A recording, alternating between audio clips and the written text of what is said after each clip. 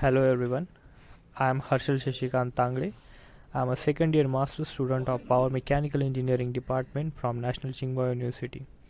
Today I am gonna talk about introduction of plasma etching technology and its application. And this presentation is under the plasma engineering subject. So I will be conducting the motivation. I will introduce the plasma and its etching technology. We will talk about the equipment evolution and how it is applied into various applications and the future work, and at the end I will conclude this presentation. So if we would not had plasma, we would be stuck in 1970s carrying a huge cassette tapes to listen the music, and the phones would be a big deal to carry around, and laptops will be like a huge computer. So the the plasma etching technology comes into the picture because uh, it overcomes some difficulties like sputtering and chemical etching. In sputtering, it was only used for fabricating the beam lit devices, and in in uh, in chemical engineering it was used for chemical etching was used for fabricating the integrated circuits. But if they have any, because it needs additional layer to be inserted between gold and glue to avoid the chemical reaction. But if we insert the platinum into it, the etchant which is used for etching the platinum will be etching the gold more than 190 times faster comparing to the like a platinum etching. Also the pattern transfer was not so possible by weight etching, and it was really producing the chemical wastage. So plasma emerged as a clean etching technology to reduce the chemical wastage. So let's talk about the basics of plasma. Plasma is an ionized gas. You must have seen these examples. This was commonly used in fluorescent light and still being used. So the plasma consists, it is supplied with the gas, and this gas has neutrals which gives us the radicals, and that forms the ions and electrons that splits into ions and electrons. We apply the electrical power like RF power or DC power, but I would say only RF power because DC power would be causing the damage to the substrate. So we are only sticking with the RF power supply, the radio frequency power supply. Then these ions and electrons, like the electrons will be heated by the neutrals, and that would cause the glow, and that will give us the light. And these ions and these all this material will be sucked in by the vacuum pump. Electrons gains the energy from the applied field. In here we are giving the energy, and that will gain by the electrons to charge up the particles. The plasma region has equal number of ions and electrons, and this glow will be delayed for very short time, like a nanoseconds. And if you are talking about the 20 millimeter torr pressure plasma consisting the F2 gas, that would be having neutrals like this number, and you can see from these two ratios the neutrals is in huge number. Let's talk about the plasma etching technology. I would start with the simple plasma etching. It consists of like RF power substrate. We supply the gas into it and we form the plasma. There is a matchbox which is used to control the energy, and we have the electrodes to excite the particles. So when we used how it works, when we insert the gas into it, the gas must be less than 50 millimeter torr, because our plasma cannot deal with more than 50, roughly we can say more than 50 millitorr of the pressure. Then the introduced gas into the chamber, and there will be the RF power supply which would be turning on the plasma. These gas molecules will collide with the electrons into it and results in the positive ions, but that would also cause the energy and the glowing energy which gives us the light. The ions are then attracted towards the substrate, and they are bombarded and then hit on the substrate to cause the sputtering, like sputtering like effect. So this is how we conduct the etching by using the plasma. People are nowadays using the different gases like etchants or something with that to increase their plasma etching rate. This is one of the modified plasma etching technology which has RF power supply and like a new technology equipped with all the equipments that will be enhancing the plasma etching rate. Talk about the equipment evolution. Let's talk about the magnetic enhanced reactive ion etching. If we apply the magnetic field into it, that will increase the trajectory of ions towards the chamber walls. That results in a higher number of collision rate, that will also increase the ionization rate. This is also can be used at the lower pressure to enhance the etching rate. Then the magnetic field generated by either by rotating these magnets or rotating the magnetic field either. So, and then we can say we are not only stick with the RF power on the one side. I mean, we can use the RF power on the both electrodes. This was mostly introduced in mid 1980s and basically start after I mean 1985. This is and then the another thing is like a DC bias power supply, which is used for generating the high energy ballistic ions that can accelerate the RF powered electrode. I mean, it will accelerate into it, and we can say it's hybrid also. Another thing is we have to control the temperature, because we have to keep the lower temperatures as much as possible, because it will prevent our photoresist film of the like which we are applying on the substrate to form the patterns to each material according to ourselves may get melted or due to the temperature it will be damaged. So we have to resist that the flowing and recirculating of the same. So that's why we have to control the low temperature. Also, there is like a helium gas which is preferred because it has a high thermal coefficient. That means it can exchange the energy, and also the high ionization potential which will be used for ionization of the particles, which will ultimately increase the plasma etching rate. Downstream etchers, this is again one of the popular etcher.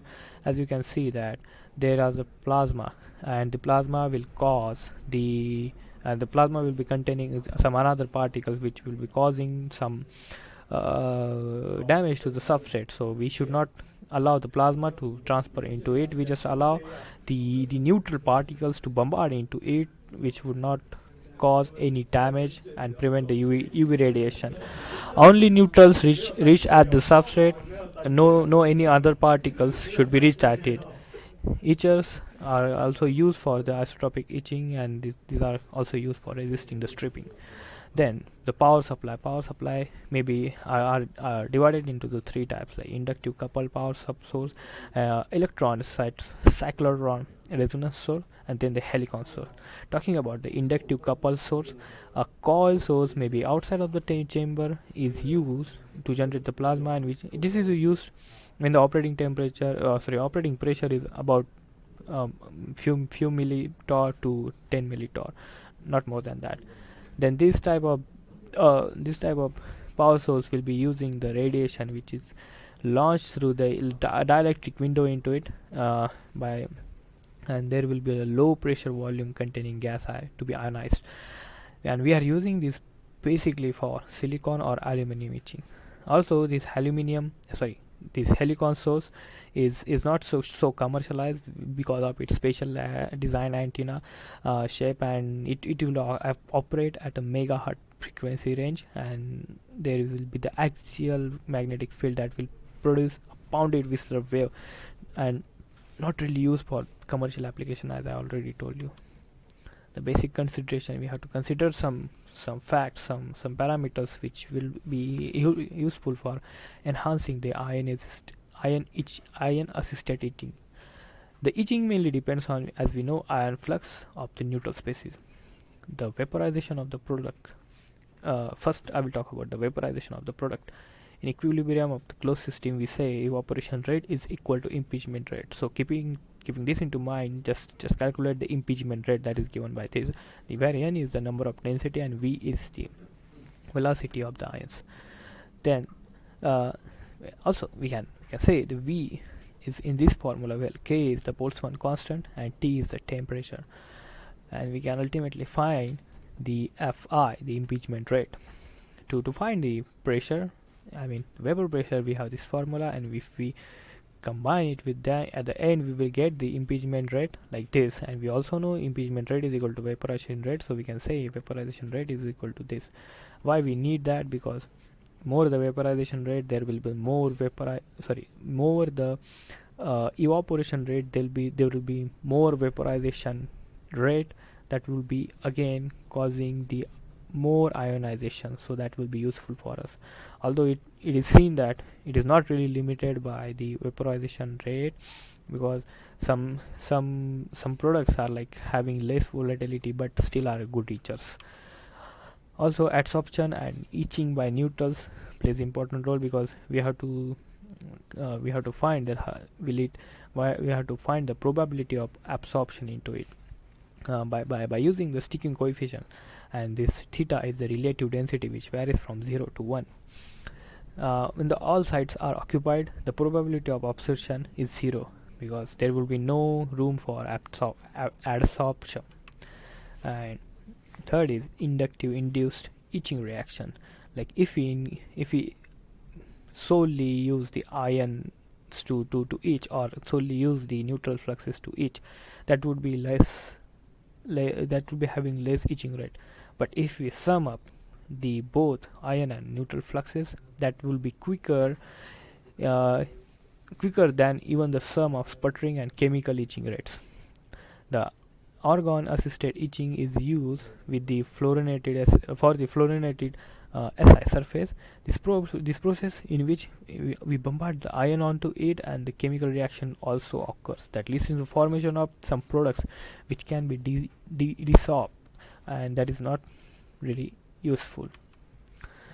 There are few technologies to say, oh, plasma it is increasing, or plasma etching rate takes place very good. We have to conduct the characterization to determine the ion and electron number density and electron energy distribution. These diagnosis techniques are really used. First is the spectrometry. I mean, we are using the spectrometer to calculate the neutrals and charged particles into the plasma, that would ultimately give us the etching products. This to detect the reactive neutrals, the small apparatus is needed to be placed in the wall of the plasma chamber. And we can also say, as I said, ions can be also detected by using this mass spectrometer. Another is optical or gas phase techniques. I would say these are non-intrusive techniques. That means that won't bother the ongoing process. And to diagnose the plasma etching, the optical one is more good. As I said, there are few examples like optical emission spectroscopy, which I said to you, the laser induced fluorescence, the UV absorption, infrared IR absorption, and laser Raman scattering also. But as I said, OES is quite widely used, and the atomic and diatomic species are being diagnosed. I mean, are being monitored. So if I take one example of this graph, this is the Cl2 plasma to etch the Si, and this is Cl2 plasma to etch SiO2. As you can see, the intensities of this wavelength says that how much the etching rate was. So you can easily see here is more etching rate compared to this one. So it gives the characteristics of set of wavelength to be emitted by the given species, and we can also monitor the end point etching process. The surface etching techniques are quite needed into it. Like if there are moving samples in the chamber, we have to do this analysis of it, the standard analysis. We are using this method such as X-ray photoelectron spectroscopy, in which like there is one study which was using the spinning wall approach. I mean, the half of the cylinder part, the substrate was placed on the cylinder. The half of the cylinder part was used in plasma, and other was out of the chamber under the mass spectrometer and AES facing surface, that would be simultaneously characterizing. I mean, the one side was being etched and one side was being characterized.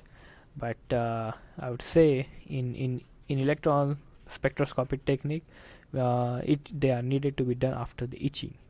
So I mean they cannot be done inside the plasma or like doing the spinning wall approach.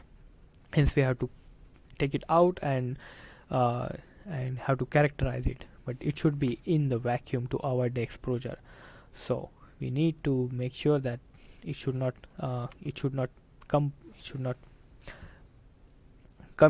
in the air contact. So different techniques like XPX, spectroscopy, ellipsometry, and IR absorption, like they have their different advantages. Like it can, like XPS can do the surface elemental analysis, and I can also identify the chemical, whereas the IR absorption is also able to give the chemical identification. On the other hand, like spectroscopy, epsilometry, which gives the acute and in situ study about the plasma effect and its kinetics. I have showed you the few selected material etching, like SI etching in halogen content. I would say the etching rates in SI is greatly accelerated by simultaneous exposure of neutrals as well as ion bombardment. As I think uh, I have also shown you in previous slides also. So from this graph you can see the Br and Cl containing plasma are slow comparing to the F plasma. So F is better than other plasma. So in SiO2 etching in fluorocarbon plasma, also there are ion bombardment will greatly accelerate the etching, and these plasma are selected over Si, only for like a Si, then the sorry it is selected for SiO2 than the Si. There is no etching thick film, like after the plasma deposition there will be some film formation, and there are no such thick film. So we can say the thickness is managed, because the high deposition rate of the thick film will cause will cause the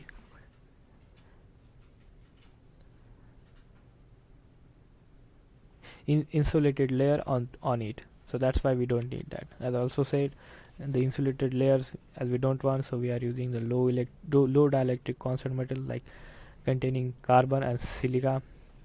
The unwanted film formed by the different gas containing material slows down the etching process, so we do have to reduce that. So we are using the pores, like pores are introduced with reduced dielectric constant to with reduced dielectric constant it will transfer the electrons. I mean it will be helpful for our etching rate, so that will ultimately increase the etching rate. I have showed this atmospheric pressure plasma jet in one of the study. The capacity coupled RF plasma jet was used, and here is argon gas which is introduced with etching gas as from the outer periphery of the of the equipment. As you can see, the flow rate and the working distance between the electrode, you can say the nozzle and the substrate to be etched, will cause the different effects on the depth of the each surface. Also you can see different plots which are resulting with different flow rate, which gives us the idea about how the temperature of the electrons will be varying, and the electron density, and how the etching rate is gonna increase.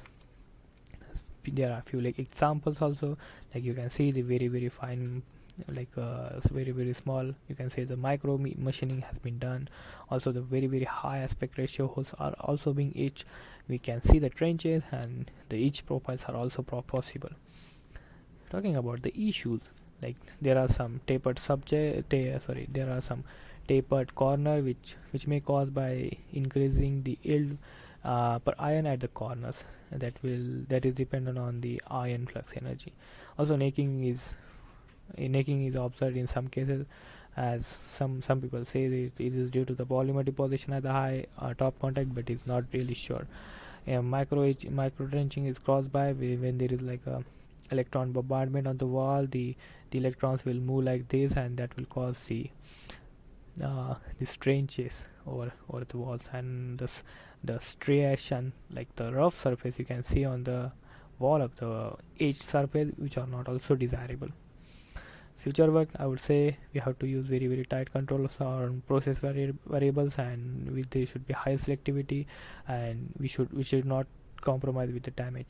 And to manufacture these future devices, we have to keep it very small, so the critical dimensions would be so small, and we have to incorporate with new materials, the new technologies, new structure. Also, the choice of the equipment greatly enhance or influence the capabilities of the drying process.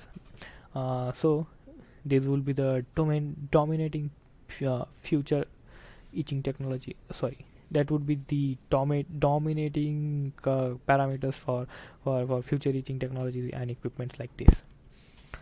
To conclude this lecture, I would say in 1970s the plasma became the very essential part, because we started to form the silicon integrated circuits, manufacturing of the silicon integrated circuits, and need and the importance of the plasma etching rate is growing over the wet etching methods, because it has its own disadvantage.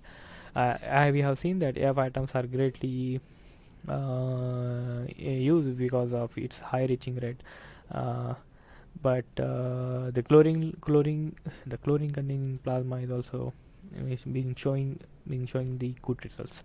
So we can say, we people used to say that CCP was not so good, and they used to use the inductive coupled and microwave generated plasma. But after a few modifications, like different different frequency different frequency power inputs and all, uh, the CCP is also again rising.